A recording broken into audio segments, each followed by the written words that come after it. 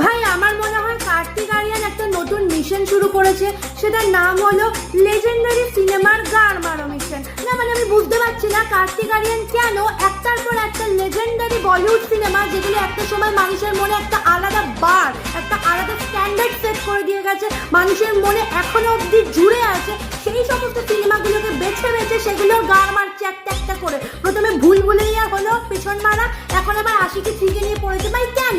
না মানে কেন ভাই, তোর মানে আলাদাই টাকা পাচ্ছিস নাকি সিনেমাগুলোকে তছনছ করতে? তোমরাও যারা আমার মতো মুভি লাভার আছো আর মুভির সাথে এইসব অন্যায় অত্যাচার মেনে নিতে পারছো না, তারা ভাই ভিডিওটাকে প্রচুর প্রচুর লাইক আর প্রচুর প্রচুর শেয়ার করো।